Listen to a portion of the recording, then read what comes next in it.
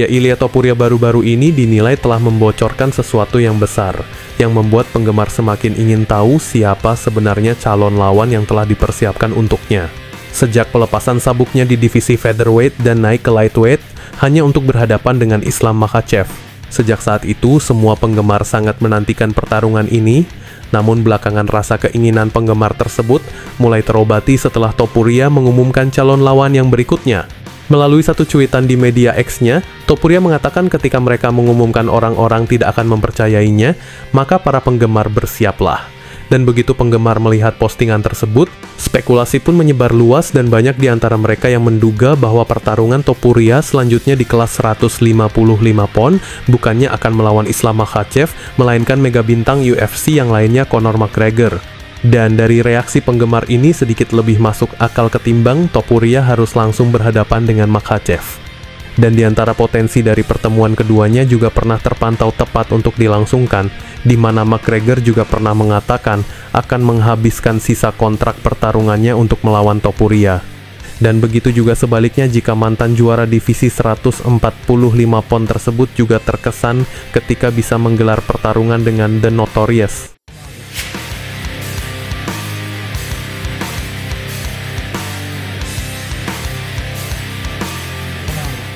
Ya, dari hasil pertarungan terberatnya yang digelar minggu lalu, Gervonta Davis mendapat banyak kritikan dari hasil pertarungan tersebut yang berakhir dengan keputusan imbang. Keputusan dari Dewan Juri itu pun dinilai kontroversi, di mana Lamont Rock yang seharusnya menjadi pemenang dari banyak pandangan penggemar. Salah satu mereka yang menyaksikan pertarungan tinju tersebut adalah ikon tinju Canelo Alvarez, yang berpendapat bahwa Tank Davis seharusnya didiskualifikasi selama pertarungannya dengan Lamont Rock Jr. Padahal pertarungan di antara juara divisi yang berbeda ini sangat menarik sejak awal laga dimulai, namun pada akhirnya pertarungan yang menghibur itu harus dinodai kontroversi. Hal itu bermula ketika Davis yang sudah terlihat berlutut di ronde ke-9, akan tetapi wasit tidak memberikan keputusan spekulasi knockdown-nya kepada Tank Davis. Alhasil Davis melanjutkan momen tersebut untuk menghampiri timnya untuk menyeka wajahnya dengan handuk.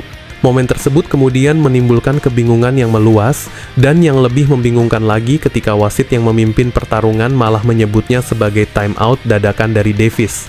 Namun sang wasit memperingatkan Davis dan membiarkan pertarungan berlanjut seolah-olah tidak terjadi apa-apa. Hasilnya pada ronde ke-9 itu Tank Davis berhasil memenangkannya dengan skor 10-9. Seharusnya Lamont Rock yang memenangkannya di angka skor 10-8. Lebih dari itu, banyak juga yang mengatakan dari ronde ke-8 hingga ke-10 sudah cukup bagi Lamont Roach untuk memenangkan pertarungan tersebut. Dan Canelo juga berpendapat yang sama dengan mereka, bahwa seharusnya wasit yang memimpin pertarungan langsung mendiskualifikasi Tank Davis, karena menyeka wajahnya selama masa jeda yang tidak resmi, yang dijelaskannya dengan mengatakan, he take a knee, you need to lose like 10-8, that round at least, no? And plus the corner go up and put it a towel in the face, that's a disqualification. For sure. I'm talking about the rules, but you know, it's not my business.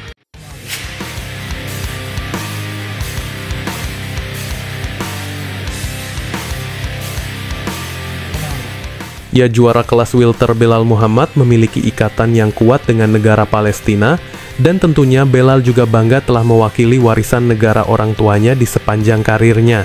Di tengah perang di Gaza yang lalu, Belal telah menjadi pendukung Palestina yang sangat vokal. Nah, mengingat sejumlah petarung lain yang akan berlaganya di UFC 315 pada tanggal 10 Mei bulan depan memiliki bendera di samping nama mereka. Promosi ini memberlakukan larangan bendera untuk profil UFC pada tahun 2022 setelah meningkatnya perang Rusia-Ukraina. Namun White mengumumkan berakhirnya kebijakan tersebut pada bulan Oktober 2023. Dan hingga saat ini belum ada kejelasan mengapa bendera Palestina itu tidak tercantum. Belal Muhammad sendiri sebelumnya tidak menyadari jika di profil UFC-nya tanpa bendera di sampingnya. Akan tetapi beberapa penggemar mendiskusikan tentang tidak adanya bendera tersebut di samping fotonya di situs web promosi. Nah, dari sini, Belal Muhammad secara terbuka meminta promosi untuk memperbaiki ketidakhadiran bendera tersebut dengan mengatakan, So people keep asking me, where's your flag? I started getting multiple messages from it, and I was just assuming it was a mistake, but it's still not addressed. So I'll address it and hope that Dana addresses it as well, fixes it, because Dana said he's all about free speech. He's all about people supporting who they want to support and not muting or silencing anybody. So I'm hoping that the UFC fixes this issue and puts my flag next to my name, so the people that I represent, the people that I fight for, and the people that I train for will see their flag.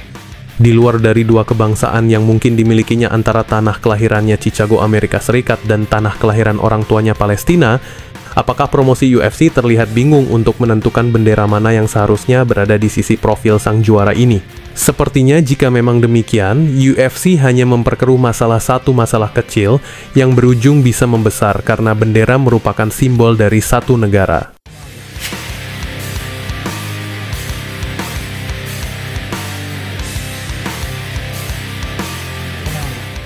Ya, Magomed Ankalaev sebelumnya adalah petarung yang dikenal sama sekali tidak memiliki bentuk percakapan yang terkesan kasar, terlebih lagi ucapan itu mengarah kepada promosi UFC. Namun di saat acara konferensi pers yang digelar hari ini untuk kartu utama UFC 313, Ankalaev malah bersuara lantang seolah ada sesuatu yang memang ingin dikeluarkannya melalui dari bicaranya. Tampil di atas panggung yang sebagian didominasi oleh pendukung lawannya, Ankalaev terlihat tidak mempermasalahkan seberapa banyak pendukung Alex Pereira di acara tersebut. Dan malahan penantang gelar itu pun mampu tersenyum di tengah banyaknya cemoohan dari pendukung lawannya, sekaligus bersumpah akan mengubah sorakan-sorakan yang dilontarkan kepadanya menjadi satu penyesalan bagi pendukung Powhatan. Dari acara tersebut, Ankalaev mengatakan, "Aku ingin mengatakan bahwa dalam pertarungan ini semua orang menentangku. Semua orang berkata Chama, Chama, Chama. Tapi coba tebak, waktu Chama telah berakhir setelah Sabtu malam ini. Pereira seharusnya berterima kasih kepada Dana White karena telah melindunginya selama ini, namun sekarang semuanya akan berbeda. Kami berencana untuk benar-benar mendominasinya pada hari Sabtu. Kami akan memastikan bahwa Chama tidak memiliki peluang." Kata Ankalaev dikutip dari salah satu komentarnya di saat konferensi pers berlangsung sebelum kedua berada di dalam oktagon. Tentu saja sebutan Chama adalah kata yang membuat Pereira terkenal selama perjalanannya yang menakjubkan di UFC, di mana dia menjadi juara 2 divisi dengan 3 kali mempertahankan gelar di divisi kelas berat ringan. Namun meski mendominasi, Pereira hampir tidak difavoritkan untuk menang dalam pertarungan terakhirnya karena banyak yang yakin dia menghadapi rintangan terbesarnya sejauh ini, yakni Ankalaev. Dengan rekor 19-1 dengan 1 kemenangan tanpa perlawanan termasuk 10 KO dan latar belakang dalam sambo tempur, Ankalaev tampaknya memiliki ukuran dan kekuatan untuk membuat Pereira kesulitan dimanapun pertarungan ini berlangsung. Itulah salah satu alasan mengapa dia telah lama dijagokan sebagai penantang nomor 1 di divisi ini, setelah sebelumnya dia gagal menjadi juara pasca hasil imbang dengan Jan Blachowicz pada tahun 2022. Kemunduran itu memaksa Ankalaev bekerja lebih keras untuk kembali meraih gelar juara, dan dia yakin Pereira harus bersyukur atas kenyataan itu. Pada akhirnya itu akan terbuktikan 2 hari lagi di acara utama UFC 313. Siapakah nantinya yang akan mengangkat tangan setingginya dan menundukkan kepala serendah-rendahnya? Wassalamualaikum warahmatullahi wabarakatuh. Tetap semangat dalam menunaikan ibadah puasa.